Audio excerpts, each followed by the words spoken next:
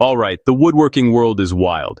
And if you've spent any time online, you know it's full of hacks that range from pure genius to downright dangerous.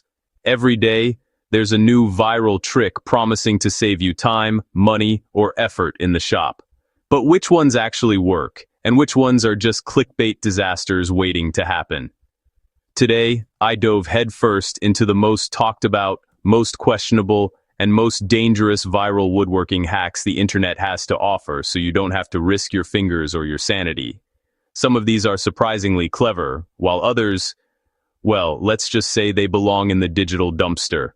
First up, sharpening a chisel on the unglazed rim of a random ceramic mug. The idea is that the rough ceramic acts like a honing stone. Yeah, it sounds like clickbait, and honestly, I was skeptical too. Who thinks of this stuff? But honestly, it sorta works. The chisel gets noticeably sharper, enough to slice through some wood fibers. You won't get a razor edge, and it's definitely not a replacement for a real sharpening stone. But if you're desperate or working in a pinch, it'll get you through a few more cuts. Still, I wouldn't recommend it unless you've got no other options. It's a hack for emergencies, not for everyday use. Now, let's talk about painter's tape for splinter-free cuts. This one's been around for a while, but it's still making the rounds online. The trick is simple. Slap on some tape where you plan to cut, then saw slowly and steadily. When you peel back the tape, you'll get a super clean edge with almost zero splintering, even on tricky plywood or tear-out prone boards. It's one of those rare tips that's actually worth your time. If you care about clean results, this is a must-try. But then I tried the infamous heat gun hack to fix warped boards in seconds. The claim? Just blast the board with heat and it'll magically straighten out. The reality? The board snaps right back to its warped shape as soon as it cools down, and any improvement is temporary at best. Plus, you risk scorching or even burning your workspace, which is a headache nobody needs. Total myth, total waste. Save your boards and your nerves. Here's a classic that actually delivers: getting rid of dents with a wet paper towel and an iron. This one's pure magic, and it's been used by woodworkers for generations.